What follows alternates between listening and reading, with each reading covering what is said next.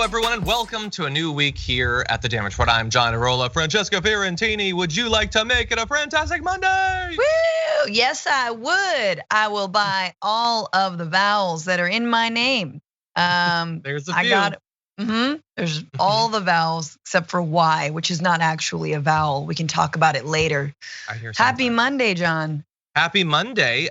Excited to enter this week. The theme of the news, at least so far this week, is man, people are dumb. There's a lot of dumb people and they're saying a lot of things. They really are. This would be the smart week, you know? No, that doesn't exist. But how was your show this weekend? Oh, it was great. John Nichols of The Nation came through and he actually changed my mind about the election. And apparently all of the victories that progressives have had that no mainstream outlet is covering, obviously like in Boston, like even in Austin voting to not increase the police force, even where in Minneapolis, right, where it was like, yeah, there was no vote to defund the police or to create a different police force, but it got 44% of the vote, which is pretty huge. After the entire idea of reforming the police being demonized by virtually every media outlet for like a solid 2 years. But that's not a storyline. So anyway, yes, listen to the Bituation Room podcast. It really put me in a better mood, honestly, to hear from John, and he's so smart. So I always feel better when I hear from John. I talk to myself constantly. By the way, though, I do have bad news for you on that little attempt that you made to change the narrative of the elections. Unfortunately, in the same way that moderates losing is the fault of the progressives, progressives winning is the fault of the moderates. So we got to give them the W on this one. So sorry. Anyway, we got a lot that we're gonna be talking about through the course of today, including the passage of the infrastructure bill and now the fallout against everyone. So that's gonna be fun. We've got a disaster, going on at the Astroworld Festival. We've got Big Bird, maybe not long for this earth. Everybody wants to cancel him. I don't know what he did, but we're gonna find out. We got lies about climate change. We got the cringiest billionaire on earth and a lot more besides, including more corruption coming from Big Pharma, who seems like they got their money's worth. So isn't that fun? I like when someone gets a deal and they didn't have to spend much to get what they want. But anyway, as we go through this 90 minutes of news, please don't hesitate to hit the like button, share the stream. That would help us out a lot algorithmically and in other ways. And with that said, Francesca, you ready to talk about this thing? Yes. Okay, then let's do it. Just a few days ago, the infrastructure bill passed. Don't get excited, it wasn't the good one. It was the bipartisan bill. And in the end, about 19 members of Congress broke with their respective parties to support the bipartisan infrastructure bill. It passed 228 to 206, with Democrats largely supporting it, although not universally, and Republicans mostly opposed, although not universally. So before we jump into those who bucked their party and the attacks against them, Francesca, I just wanted to give you a chance to opine on where we're at. In the end, after months, they did it. They broke apart the two bills, but we have a promise, so that's as good as gold. Yeah. Fool's gold. Anyway, so we got the one, will we get the other? Yeah, there's a little IOU written apparently by the moderates, signed in Nancy Pelosi's lipstick, and they're gonna supposedly pass the Build Back Better plan. And look, I think it does suck that the legislation did get broken up. And I do think that there is a long road ahead of people like Pelosi and Schumer and Biden who swear, on their freezer full of ice cream that they can definitely get moderates, including Manchin and Sinema in the Senate, on board with the Build Back Better plan. So we shall see. I think progressives have definitely done their part. And even the ones I know we're gonna talk about who didn't vote for this bill. But yeah, I mean, I also think that, look, we have to be honest about what's in it and what isn't in it. there's only $555 billion of new spending. It's important. It doesn't go all the way, let's say, in replacing all lead pipes across the country. But it is a start, but it is definitely not, as the president called it, transformative, once in a lifetime. Everyone will look back on this day. Eagles will lay their eggs. Like, that's not what this bill is. Yeah, if we were hoping for a moonshot, instead they got us to break orbit, but we're just heading towards the sun and it's not looking great at this point. Yeah, no, you're totally right. And so let's just, maybe we'll be wrong. And in 2 weeks' time, they'll vote on the bill, which has already been cut down so much. But anyway, maybe they'll vote on the 1.75 trillion or whatever. I sort of doubt it, because again, what's the leverage now? The Manchin Cinema didn't give a damn about any of this when there was actual leverage. Now there's absolutely nothing. It didn't have to be this way. They could have tied it together. Or if you're gonna go first on one, Pelosi was saying, well, we can't put up the reconciliation bill because some of the Democrats, I almost called them Republicans. Whoops. Some of them might vote against it. Okay, well, the progressives are gonna vote against the other one. We had a deal. It was supposed to be at the same time. Why are you advantaging one side rather than the other? We already know the reason. And I'm glad that some Democrats, members of the squad, voted against it, but at least 20 had said earlier that day that they were going to from the Congressional Progressive Caucus, and they did not. So that's cool, but who did? Well, 6 Democrats who are part of the squad: Jamal Bowman, Cori Bush, Alexandria Ocasio-Cortez, Ilhan Omar, Ayanna Pressley, and Rashida Tlaib voted against Mr. Biden's plan. Over the weekend, you might have seen Representative Alexandria Ocasio-Cortez did, I think it was an Instagram Live, where she went in detail as to her philosophy, what strategically she was trying to do, what she hopes to see done. So that's good, but understand that the attacks have been coming. Representative Tom Suozzi of New York said that doesn't make any sense. These are two sides of the same coin. People so far out on the fringe, instead of trying to get stuff done to help people and make people's lives better, that's what people are sick and tired of. They're sick and tired of a few progressives trying to get more. They just want nothing and they want it now. And Francesca, I think you saw this tweet from Amy Siskind, who said, yep, half the Republicans from New York voted yes on infrastructure because it helps our state so much. My member of Congress, whose district will see direct benefit, voted no because, well, maybe an appearance on cable TV. I mean, this threw me for one. I don't know why I followed Amy Siskind, but I definitely unfollowed her after this. And it was very sad to see the pile-on of people like, yeah, AOC hates roads. They all hate roads. Like, no, man. And it's really interesting who gets called a fringe or not. If you run cover for insurrectionists on January 6th, if you undermine voting rights, if you make critical race theory the backbone of your campaign, completely made up based on nothing, you should be listened to. Who's telling your story? How are you actually reaching out to the heart of the the Republicans, which is also the Confederacy? But why can't we just reach there?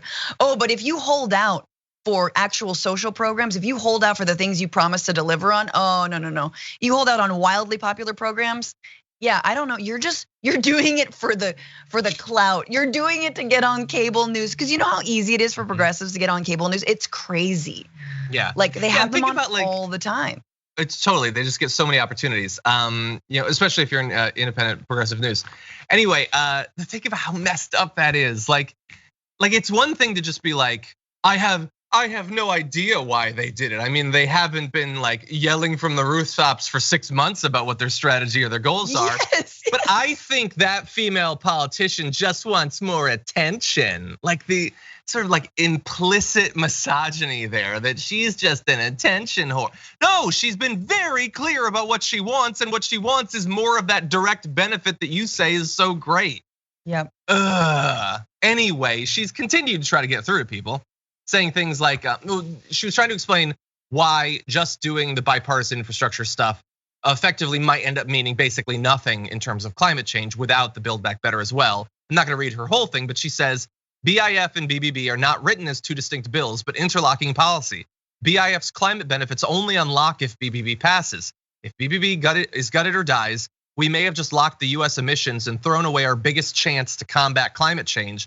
Stakes are now higher on BBB passing. Stakes are higher, odds are lower. Amy Siskind apparently doesn't understand what rising sea levels are gonna do to New York City. I've seen some projections, it's not great. But thankfully there is somebody that is trying to fight to stop that sort of thing from happening. Yeah, I mean, and it's interesting, right? Because I've seen the argument made, which is like, why are we building so many more roads without necessarily ensuring that they are climate chaos proof? And also, why are we building more roads when we know that roads are where the fossil fuels are? like what about more money into railways? What about more money into whatever else? Little pods, little catapults, really. I mean, there's carbon free, just catapult people to work, I've always said. And then you have giant parachutes that catch them. But I do want to say, like, really quickly, that like it's that kind of centrist, moderate, supposedly moderate ideology that says, hey, stay in your lane, don't be fringe, don't you hate the Democrats, you hate Biden's plan, that is so bad faith that progressives are up against all the time. There's that. And then there's something that really stuck out to me in Cenk's conversation with Ro Khanna on Friday, which was that Ro kept on saying, like, I hear you and I hear the progressive frustration. But on the other hand, Manchin and Sinema are very okay with nothing. Yeah. Like, he said that multiple times, like, yeah, but Manchin doesn't want anything. He wants zero. He could be perfectly happy just to like go back to his community and literally give them a lump of coal for Christmas in their stocking and be like, yep, that's what, exactly. And that'll be $9.99. So like, that's what he wants. Yeah, and look, it sucks, but that's also, I mean, I don't know how many times over the past few months I've said that. And honestly, I always wondered along the way, am I being too reductive? Are there things in the bipartisan bill that they would want? It felt good to have Ro Khanna agree with me there. Now, unfortunately, Ro Khanna is not on the list of people who voted against the passage of the bill. Yep. So I like Ro Khanna. Ro has been one of the most communicative progressives in Congress in terms of like being willing to come here and submit himself to harsh questioning. I mean, I think we can all agree that that was an aggressive interview by Cenk Uygur, but I also care a little bit more about the votes, and the vote wasn't there. It wouldn't have changed it, but what are you gonna do?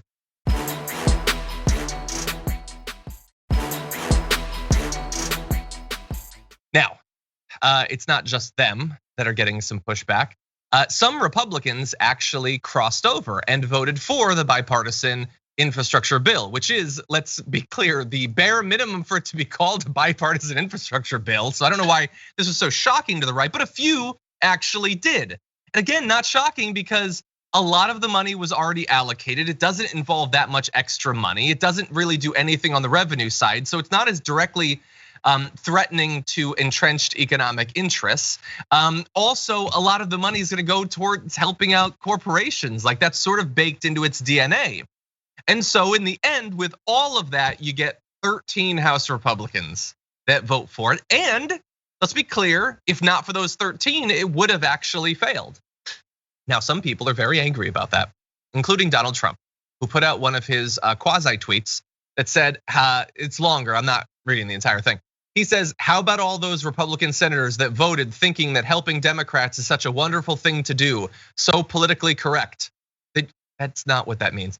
They just don't get it. Now they'll go for the big kill, getting their second 1.9 trillion, really 5 trillion, approved. Again, with Rhino's support, all Republicans who voted for Democrat longevity, should be ashamed of themselves, in particular Mitch McConnell. This guy never misses an opportunity to ass all over Mitch McConnell.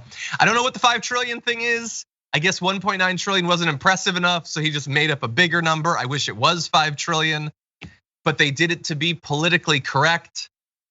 Francesca, I'm so sick of it. I'm so sick of everything. Everybody's so stupid. Wokeness made the wokies were pressured into getting rid of the lead paint. This is and again, like if there is any Republican watching, which there probably isn't, but if there are people who have Republicans in their family, please send this clip to them and understand that your former president and the right-wing movement does not care whether you live, die, fall into a pothole forever and ever and ever. They would rather your community crumble. They would rather you get poisoned if it means that they can score political points against Democrats. And honestly, we say on this show the Democrats don't do that enough, but I'm also not the one to say that, yeah, you should hold out forever and ever and ever. If a bill is good, I think, yes, something is better than nothing. But understand that the right wing does not care about that at all. They will stand on your deceased body if it means that they could score a political point and win re-election with it. Doesn't matter. Jeez. Yeah, they already have. Sorry. That's true. And there are a lot of them. It used to be a chicken in every pot. Now it's a pothole everywhere. You can't escape it. Not even chickens can escape it. But anyway, others are targeting these 13 Republicans as well. Matt Gaetz, his ears perked up as soon as he heard the number 13. He tweeted, I can't believe Republicans just gave the Democrats their socialism bill. Jesus. That is deep thoughts with Jack Handy. It's just, he just really cut to the core of that issue. Their socialism bill. It literally gives the money to corporations. It's corporate socialism to some extent. I mean, in terms of benefiting that, they're so stupid. Anyway, to give you an idea of, because I've been really trying to stress how much of everything they say and do and we hear is designed to stop you from ever thinking about the material condition of your life and why it's not improving and why it's unlikely ever to.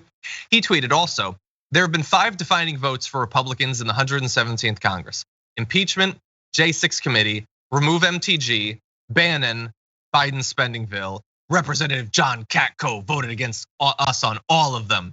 He is the GOP leadership on the Homeland Security Committee with support from leadership. Well, he's leadership, so that doesn't make sense. Anyway, so what are the 5 defining votes? What are the only things that matter? It is, hey, Donald Trump tried to overthrow the government. Let's not have consequences. The J6 committee, which is that's the same exact thing. Let's not find out what happened, no consequences. Remove MTG, which is she was saying absolutely insane things. Let's not have any consequences. Bannon didn't comply with the J6 committee. It's literally the same thing as the second thing. And the Biden spending bill, which he is never going to engage on a single actual provision. He is never going to make the case to you why these specific things are bad or why you shouldn't want them. He will just imply in as vague a sense as he is allowed to, and it's the Republican Party, so it's quite vague, that it is bad, that Biden should lose, even if it means that you lose too. Yeah, drink out of lead water pipes. What happened in Flint, that's good for us because we can blame the Democrats. More children with lead poisoning, let's go. That's essentially what they're saying. Socialism bill, my God. Oh, don't you have a few Venmo requests people are reminding you about right now, Matt Gaetz? Remind. Which is the better point? Is it the I can't believe Republicans just gave the Democrats their socialism bill? It's so lazy. Or Madison Cawthorn, who said, vote for this infrastructure bill and I will primary the hell out of you. But it doesn't even, you're already in Congress. Like you can't, how many of these races are you gonna run in? I get that you probably can have multiple homes, but just think about the mileage on your car driving to get elected here and then get elected there. It's too much for any one person. Wait, does Cawthorn have like a twin, like an exact double? I don't. I would not be surprised if there were several of them. Anyway, yeah, but I'm the hell out of you. Anyway, also all that language is like super ripped from the squad. I'm gonna primary the hell out of you. Like again, it's so sad to see the right actually take the good points from the squad and the left because the Democrats run from them so much. Yeah, and look at it. I will. So, like, I don't have any problem with him wanting to primary people.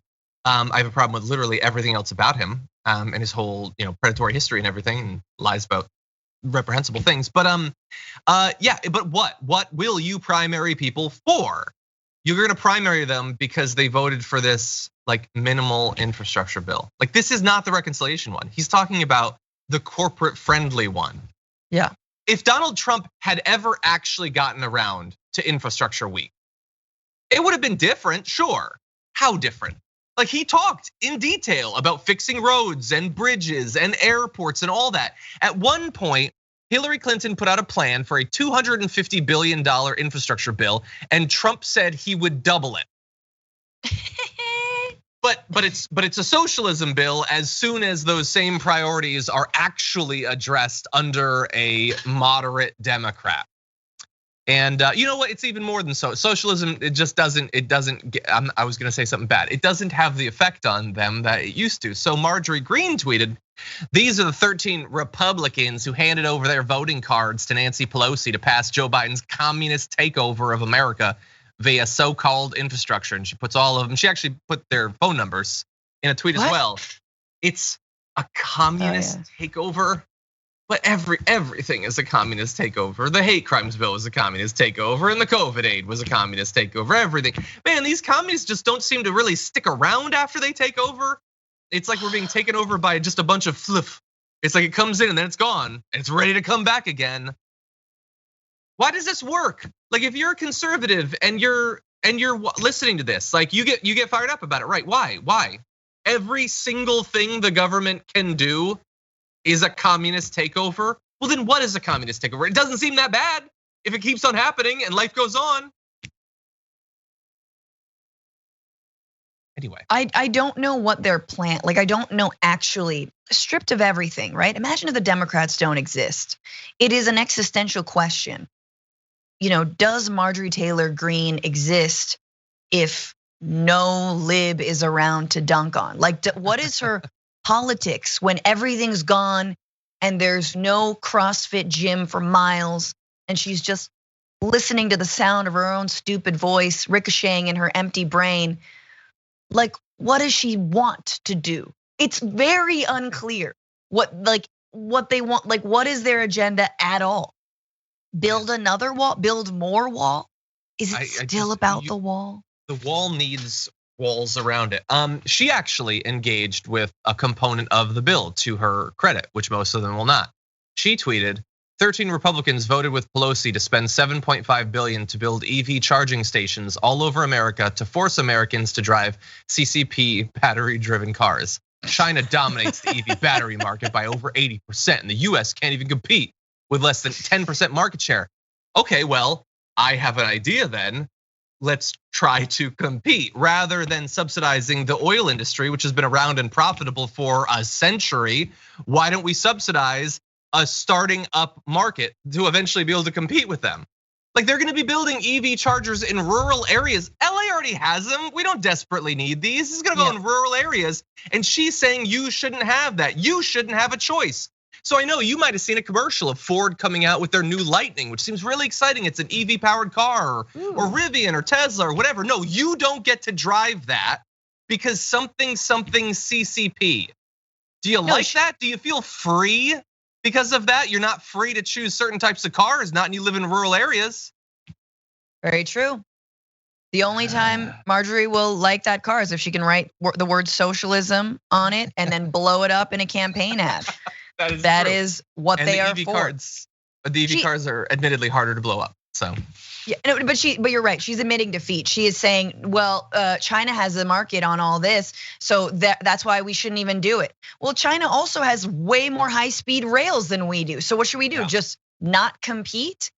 Yeah, we don't want to be like taking their thing. Okay, that's fine. Okay, that's fine. No, let's see. If you're a conservative and you're watching this, do you find this convincing? Do you think that you should not be able to buy EV cars and drive them in your area to stick it to the CCP? Or Rachel Campo-Stuffy on Fox said their interest in passing universal childcare and universal pre-K is just to start indoctrinating our kids sooner. Well, that's scary. I am actually very scared about that. So do you think you should not have universal childcare? Your kids should not have access to affordable preschool just so that you can stick it to the libs? Would you like to have, I don't know, one of the parents needs to stay home, or you get like your back broken and the cost of paying for this just to stick it to them? Do you feel better after that? Because this is what they're selling you. Your life should never improve. It should never be any easier than it is. The American dream is going to stay just that. You will never achieve what your parents were capable of. Your wages will never be as high, and your kids will be even worse off. But you will stick it to the libs. So, but you know, the CCP is going to be triggered by you and your overworked, underpaid lifestyle with your kids sort of unable to pass their classes because they're like 35 kids to a class. I don't know, you know what I'm saying? Like, but the CCP, Xi Jinping is gonna be mad. He's gonna be so mad. And that makes me feel better. I'm willing to go medically bankrupt if that's what it takes to see him mad. Anyway, that's what we think about that. Now, we are gonna take a break. We're gonna move back into a lot of other material, including the tragedy at the Astroworld Festival. That's coming up after this.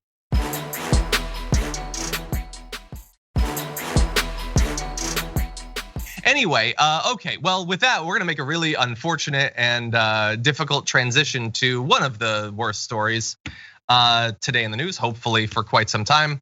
Let's jump directly into this video. Stop the show! Stop the show! Stop the show! Stop the show! Stop the show! Stop the show! Stop the show!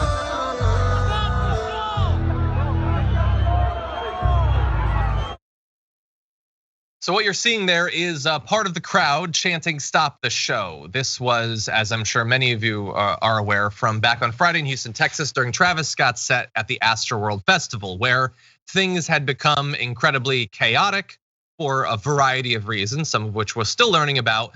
And there was a crowd surge that tragically resulted in 8 people dying, hundreds being left injured after being trampled by the crowd. 50,000 people attended, and that's a lot of people, and a lot of damage can be done. Look, I'm gonna keep it real. I'm not that familiar with the festival. I'm not familiar with the history of this particular artist, but from what I have been reading, there has been chaos to varying degrees at other events. In any event, a terrible tragedy, regardless of all of the contributing factors. 8 people between the ages of 14 and 27 were killed. Just terrible. Anyway, apparently Travis Scott, I'm reading, has encouraged fans in the past to bypass security and rush the stage. In the past, that has never resulted in fatalities. We do have a comment though from Trent Clark, Hip Hop DX editor-in-chief, who says Travis Scott's whole aesthetic is about rebellion. The shows have a lot of raging. With the death of punk rock, hip hop has indeed adopted and patterned the new generation of mosh pits. It's not uncommon to see a lot of crowding and raging or complete wild behavior at a Travis Scott show. Now, a lot of the controversy is around many people in the crowd saying that people who should have seen what was going on, who should have expected it, but even if they didn't expect it, should have realized what was happening and tried to stop it from happening, did not at multiple points. We are going to see, as what are surely going to be a number of different, at the very least, civil lawsuits come forward, and more footage comes out from this. But Francesca, it's just devastating to think that it's something like a concert, so many people would lose their lives and be injured. Yeah, absolutely. And I think it's interesting to link the aesthetic, because I feel like it's important for us to de-link the aesthetic of the music to the safety of people's lives, or from the safety of people's lives, that no matter whether one's aesthetic is about rebellion or not, that there should always be a priority for people not being trampled to death. And when they go to a concert, when they pay a lot of money to get into it, it is incumbent upon those concert organizers, whether that's Live Nation or Astroworld or whatever venue this was, to make sure that there is enough security so that if people do rush the stage, no one is actually going to be hurt or injured. And the other thing about mosh pits is that they're pits. They're not pits, but they're actual places where people who want to rage can essentially safely do that. Not always. I'm not saying there weren't injuries in mosh pits or potentially even death, but there was always a space, versus whether you're like a 15-year-old, Travis Scott fan who was like, well, I want to get close to the stage. Oh, whoops, now I'm being completely squashed and I'm falling and now I'm being trampled. Like that's, it's apples and oranges. So I don't think we should link the kind of music, the kind of aesthetic to the safety of concert goers. And it's a tragedy. 8 people is so many people to die at a concert. Exactly. Yeah. And look, I saw a few videos going around. There's just absolutely awful video of people like defending what happened, like being like defiant about. There was this guy that crawled up on think it was on a medic's like truck or something like that, and like stopped help from being given to people, and he was like saying that he's being attacked. Like, I don't understand some people in the wake of this horrible tragedy. But in any event, we do have a little bit more productive perspective coming from people like a Houston ICU nurse, Madeline Eskins. She said that once security guards were overwhelmed, she saw how chaotic things were getting. She decided to try to help. She says, I noticed that one guy they were carrying looked real bad, and I stopped him and I said, hey, have you checked the pulse? And the security guard was like, I don't know how. And I said, I'm an ICU nurse, let me help. He said, please check the pulse, and he didn't have a pulse. I said, don't put him down to go get someone else. You need to take him straight to a medical tent. And then another security guard overheard me say that I was an ICU nurse. I said, what can I do to help? He said, please, we need help over here. She explained some of what caused death and horrible injuries. She says suffocation can lead to cardiac arrest.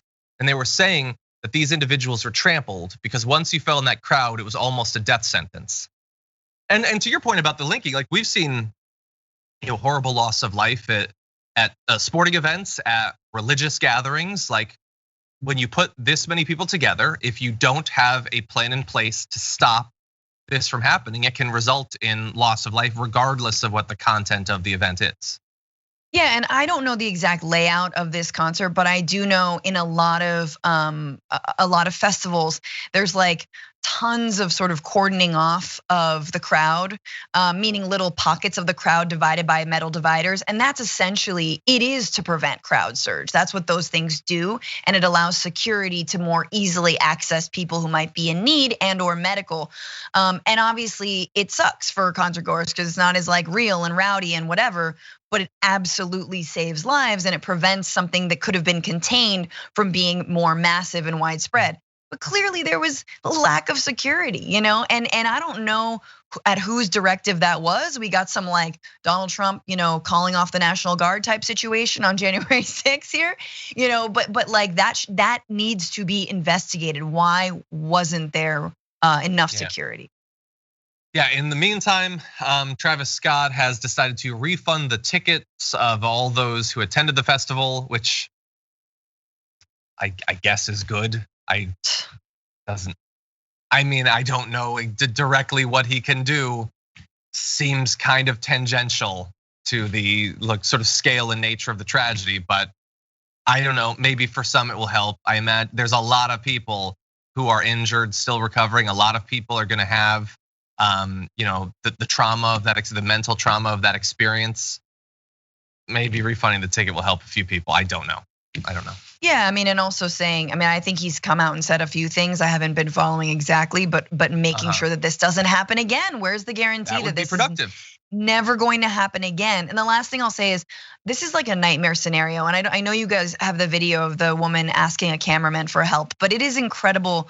Especially like I know security that it was lax, there weren't enough.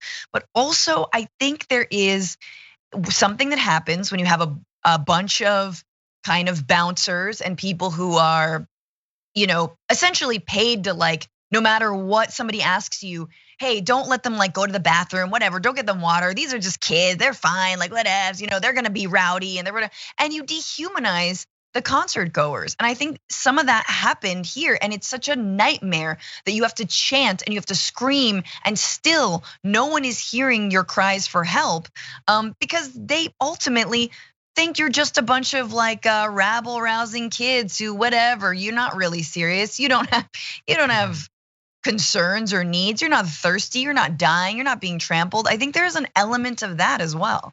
Yeah, you mentioned the video, so let's very briefly go to that.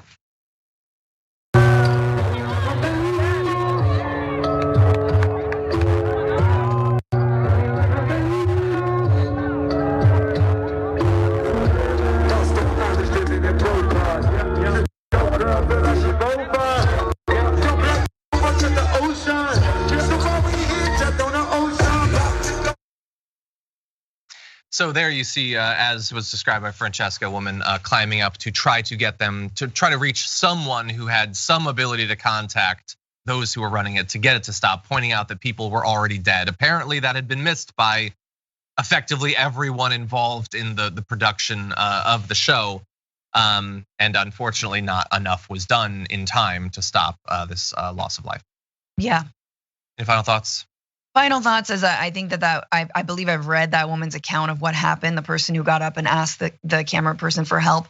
And I believe at one point the camera person actually threatened them that they would push them off of the platform if they didn't get down. Jeez. So that's the kind of crass attitude that a lot of these concert goers were greeted with when they had legitimate concerns.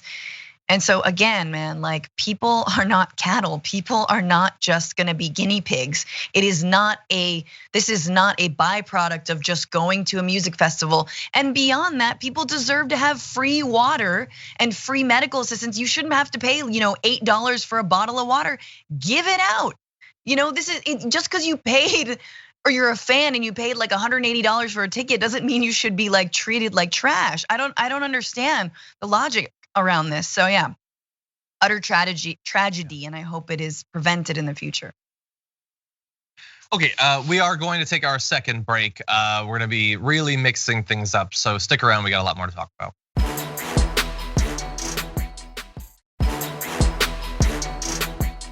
Okay, with that, let's mix things up. Let's have a little bit of what passes for fun in American politics as we launch into this video. Oh, does Rosita have a boo-boo? Oh, no, this is from my COVID vaccine. My mommy and my papi took me to get it this morning. Oh, Rosita, that's great. Getting the COVID vaccine is a great way to stay healthy. See, my mommy and my papi said that it will help keep me, my friends, my neighbors, my abuela, all healthy. Your parents are absolutely right. COVID vaccines are now available for children 5 years and older. And the more people who get them, the better we're going to be able to help stop the spread of COVID and keep everyone healthy.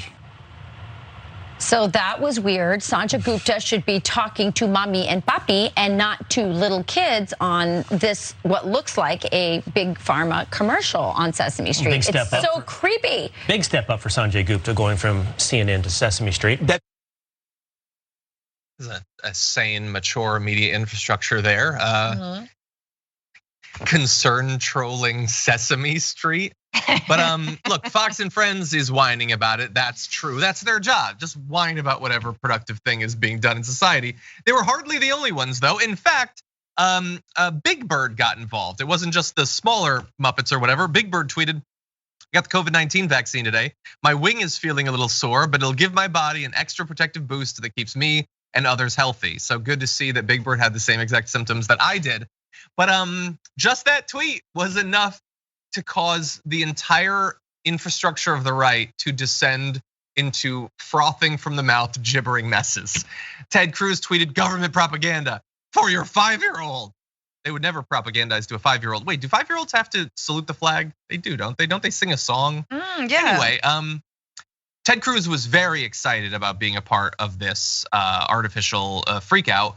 He tweeted this video of Big Bird coming over to vaccinate your kids because Ted Cruz is fun. You get it? He posts memes online because he's fun and he gets it and he's with the kids. He eats food through his mouth. Exactly. He's like the humans. Yeah.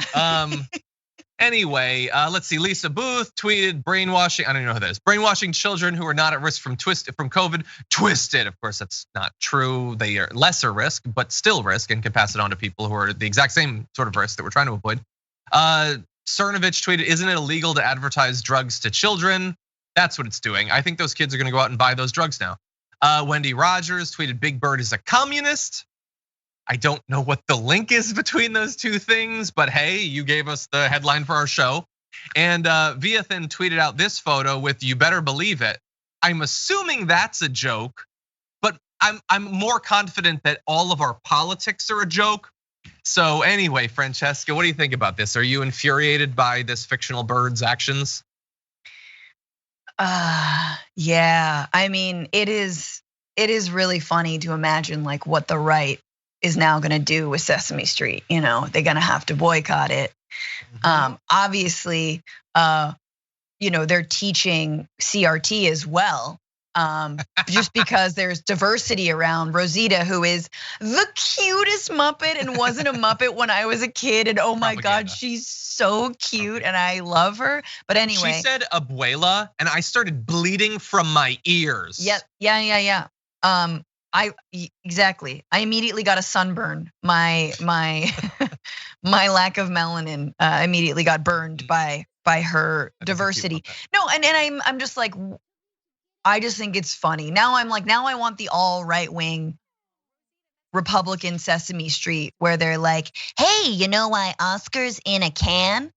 Well, that's because like that's because he wanted free things for everybody. And he attended one Black Lives Matter march. And that's what happens. All right, now let's go storm the candy shop. I don't know, whatever it's gonna be. I think that's pretty good. I love that they're triggered, but it's so dumb. And yet it is important to talk to kids about the vaccine. And you know these guys are not, and they all claim to be family first, right? And yet they're all able to send their kids to private schools. So that's number one. They've had massive access to testing.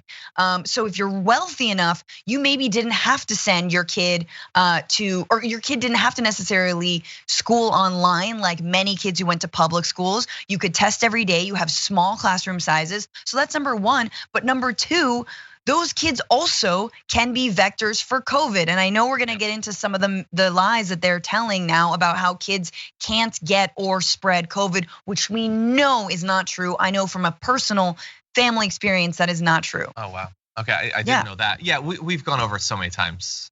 I have a feeling the next time we go over it, it'll finally sink in.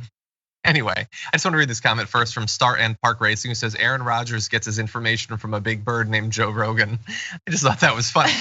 Anyway, yes, so they are freaking out because now the kids are gonna go buy vaccines. No, it's to make the kids less scared of getting a shot. You big stupid idiots, you big dumb adult babies. That's all it is.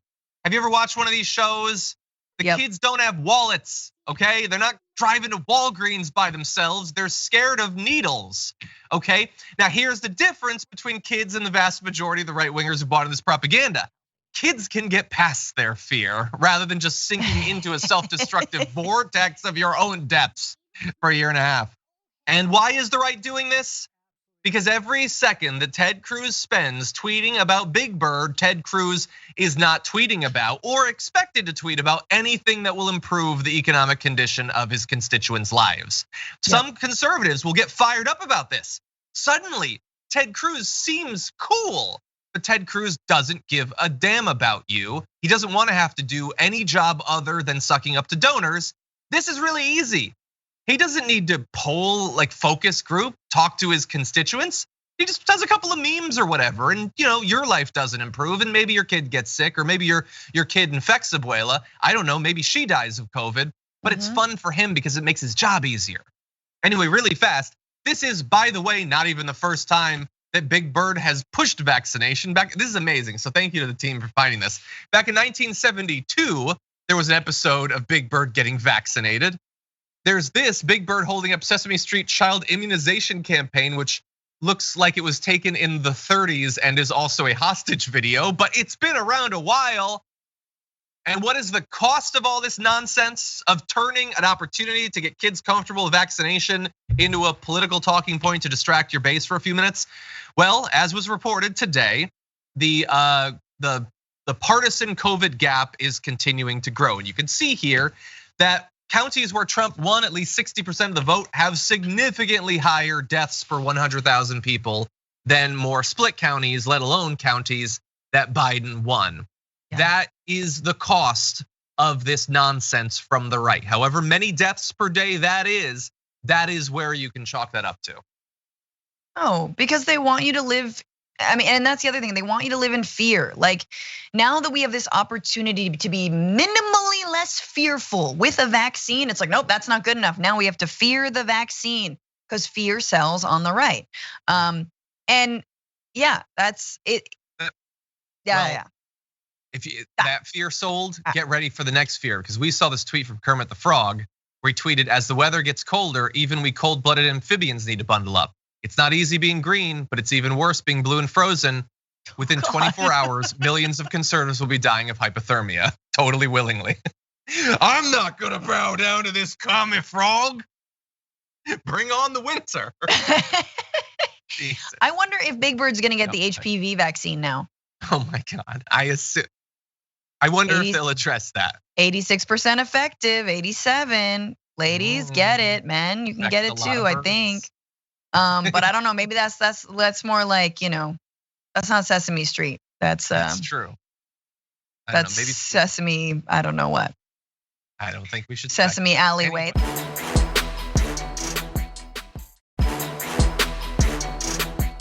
Okay, we have very few minutes, so we're gonna jump ahead to this last story. Go. And see if we can fit it in here. Okay, let's talk about this. We just experienced COP26, and coming out of it, we're doomed. We're doomed. But there was a little bit of good information, including some reports done by individual countries about what they expect to happen in terms of emissions for their country. And some of the information made it look like it wasn't that bad. Their mitigation efforts seemed like they were working. Well, in some cases that might be true, but an analysis by the Washington Post shows that there's a little bit of funny math going on with some of that. Across the world, many countries significantly underreport their greenhouse gas emissions in their reports to the UN.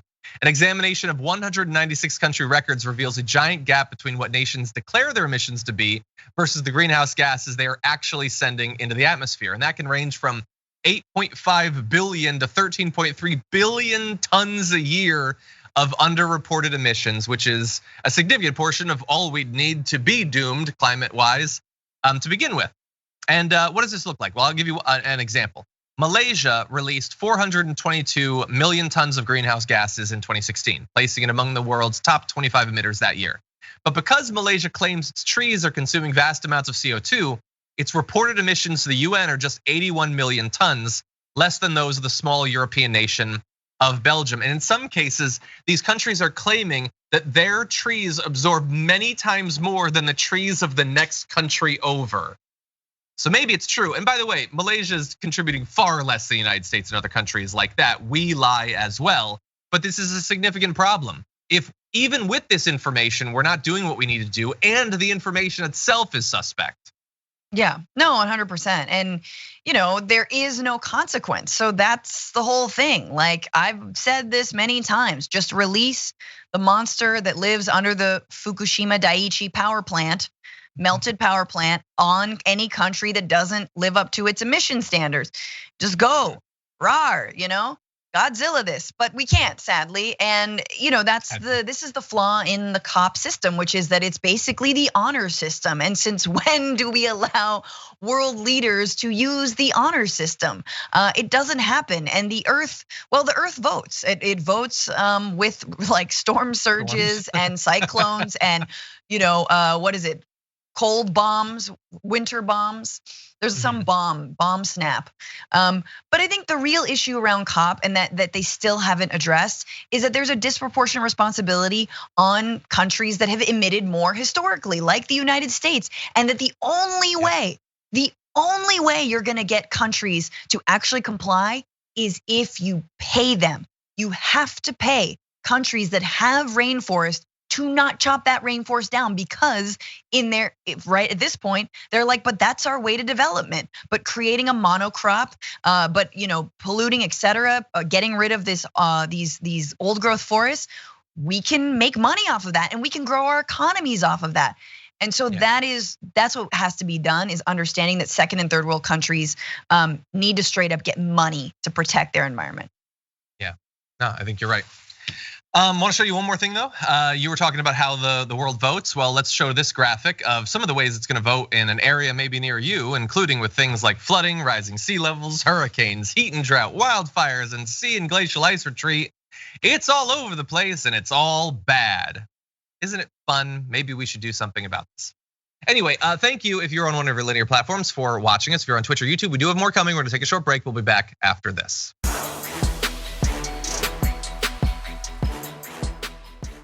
Thanks for listening to the full episode of The Damage Report. Support our work, listen ad-free, access members-only bonus content, and more by subscribing to Apple Podcasts at apple.co/TYT. I'm your host, John Adarola. I'll see you soon.